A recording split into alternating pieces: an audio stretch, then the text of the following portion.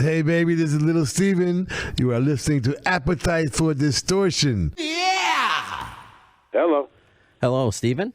Yeah, Brandon. Yes, pleasure to speak with you. Yeah, you too, man. You're a man of many names. Do I call you Steven, Little Steven, Mr. E Street? What do you prefer? Stevie's fine. Stevie, great. You know, last year I had Roy Orbison Jr. on the phone, and he, of course, talking about his dad's hologram. And for someone like me who never got a chance to see Roy Orbison, that's great. And I think he's going on tour with a Buddy Holly hologram. But you also have a hologram. Unless I'm mistaken, you're okay, right? You're not leaving us soon.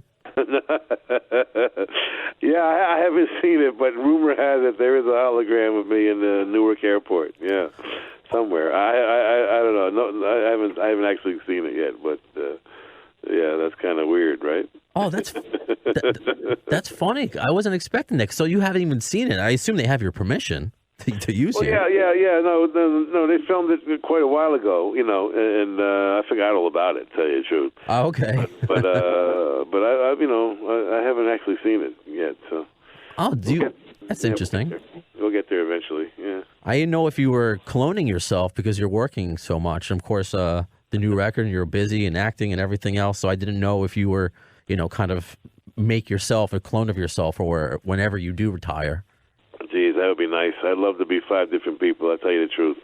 There's so much work I'm never going to get around to. But yeah, we try to stay busy, man. I mean, this new record is exciting for me. It's a big breakthrough. It's the first record I've ever done that was not political, that was not autobiographical. It's all fictional and fun, and it's like 12 little movies. I get a chance to play a different character in each one, and it's very different for me, very different, and a whole new rebirth, really. Disciples of Soul now sticking with me. The first time in my life I've done 2 records in a row with the same band, both Soulfire and Summer of Sorcery have been the same guys and girls, and they're on the road again with me this year, and that consistency is really unusual these days and really rewarding, so I'm having a really good time. Yeah, it's been since 1999 since the last Disciples of Soul record. Is that true? Is that a fact? Yeah, it's been a long time. I started acting, and then Bruce put the band back together, and I didn't realize it myself that 20 years had gone by. So I'm glad I spent these last couple of years, reestablishing my thing and just reconnecting to my own work and reconnecting an audience to it, and now we're going to continue to do it forever. I will balance my thing with the Disciples of Soul, with the E Street Band. We'll see what Bruce wants to do next year, and then get back on TV also. So those 3 things will be, I'll find some kind of balance between the 3 things. Okay. Since you've been working for so long, and you just mentioned having everything that you've done, having 2 records back to back with the same band, which is kind of fascinating because all the good relationships that you've made. So many people want to work with you. Is there anyone that you want to work with that has yet to happen? Because I can't imagine you asking and someone turning you down. Well, I don't really have time to, produce very often. It's like a vacation when I get a chance to produce a record. There's so much fun. And I'm still getting better at it, to be honest. I've never felt really better than these last couple of records I've made. Coming back to producing with Darlene Love a few years ago, the Introducing Darlene Love album was a big moment for me to come back into the business in that way, because I've just been so busy doing other things. So. Most of the artists that I would have liked to have worked with are mostly kind of gone. I wish I had more. I wish 10, 20 years ago I'd spent more time working with 50s and 60s artists while they were still around, and it's so rewarding to work with a Gary U.S. Bonds or Darlene Love, we reunited the Coasters and Drifters and Five Satins on the Southside Johnny records, and brought back Ronnie Spector and Lee Dorsey, and I just love those artists and working with them because they were different. 50s and 60s artists are very, very different than artists today. I mean, they just back then there was no gimmicks, no tricks. You actually had to have talent. That was You're right. a very different criteria. I listen to Chuck Berry on a daily basis, Little Richard on a daily basis, Buddy Holly. So I'm with you, and that's why your new song gave me that feel. Superfly Terraplane off the new record. It gave me that old school feel, and I guess to someone that is still around, thankfully, because I got some questions for you from fans, and I know we don't have too much time. Somebody who has that old school feel that's still playing is Slash. That's still around. Did you? I was told that you met him last summer at a festival in Amsterdam. Slash, yeah. I've known him for years, and he showed up with his kids. I don't know if he was on vacation or if they were touring or what. Now that I think about it, he came to a. Once in a while, I DJ. I Hard Rock. The Hard Rock Cafe has been my sponsor of my radio show for many years, and so I do. On days off, I'll DJ at Hard Rocks around the world, and Slash came to one of them, and just a great guy. He's just a really not only talented guy, but he's a really great guy. Okay, is he someone that you've wanted to work with or have worked with in the past? No, I have never worked with him really. Like I say, I don't. It would probably be in the area of production, and I just don't have any time for that. Now that I'm doing my own thing again, and once in a while I'll do a single for somebody on my label, because we have a record label, but I'd love to do a single, with Slash or a lot of people. I mean, you can find time maybe for a song, Right.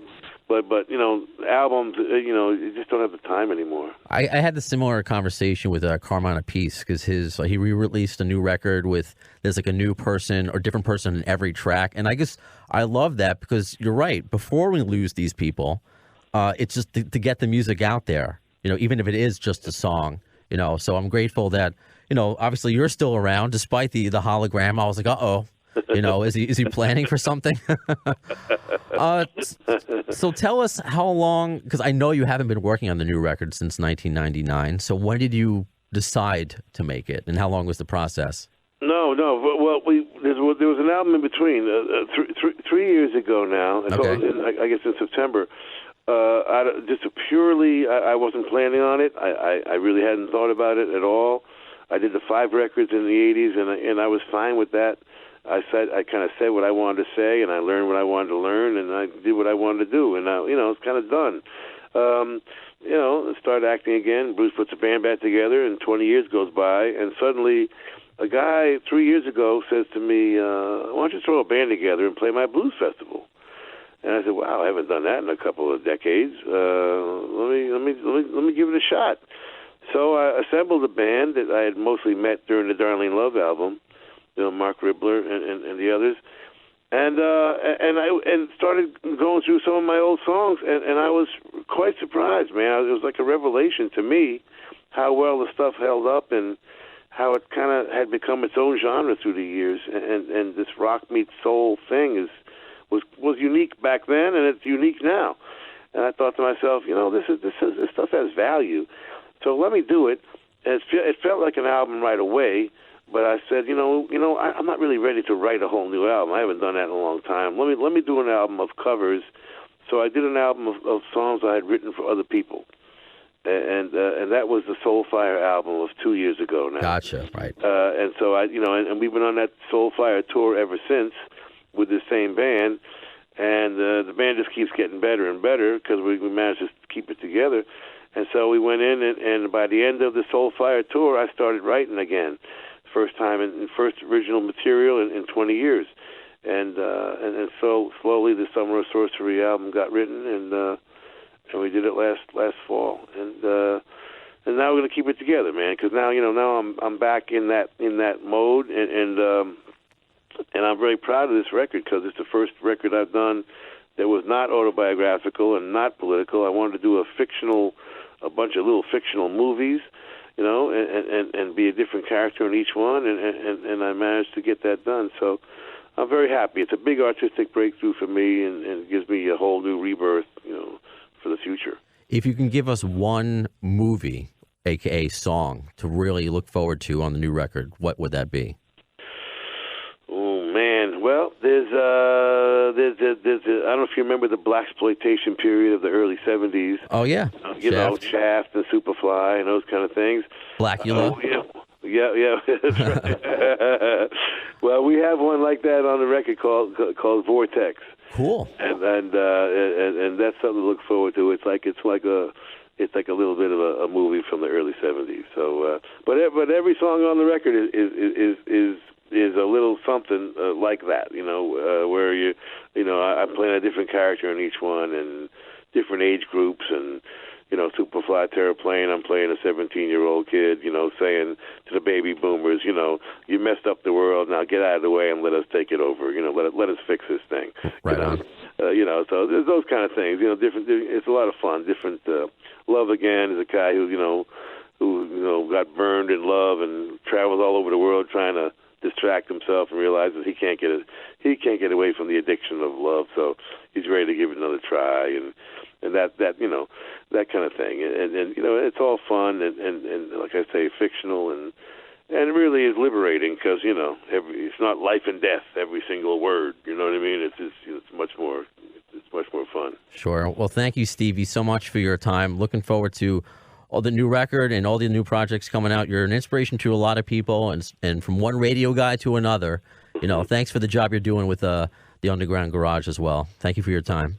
Well, thank you, my friend. My pleasure.